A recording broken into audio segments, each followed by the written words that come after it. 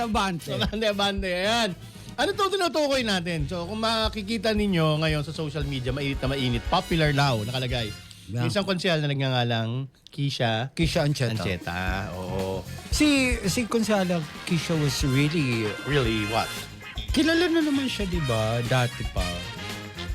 She's a celebrity in her own right.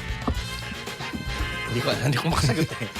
Hindi, she really is a celebrity in her own right. So, kung celebrity ka, iiwan mo ba dapat yun kung nanalo kang konsehal? no, nananalo ka because you're a celebrity. Yan. So, hindi mo rin iiwan yung mga ways of... Pero kailangan mong iwanan. Yung celebrity ways of being mo. Hindi. Pero may mga bagay na ipinagbabawal na sa'yo if you're a public official na. Hindi bawal. Yung maging celebrity. Hindi, yung pag-flaunt. Bawal. Because you have Meron bang Republic Act number 6713 6713 or... or the Code of Conduct and Ethical Standards. Wala yatang ano yan. For public officials. Wala yatang parusa dyan.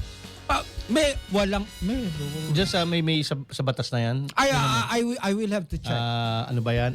Punitive in nature. Parang ano lang siya. Ito ang ethical. Ito dapat ang iasal mo. Pero kung hindi mo gagawin yan, ano ngayon?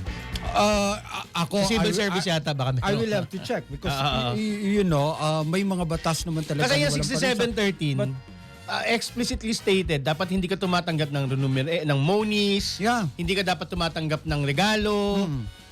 Pero alam mong maraming taong Tumatanggap gobyerno ang ng tumatanggap ng regalo. regalo. Ipinagmamalaki pa sa social media.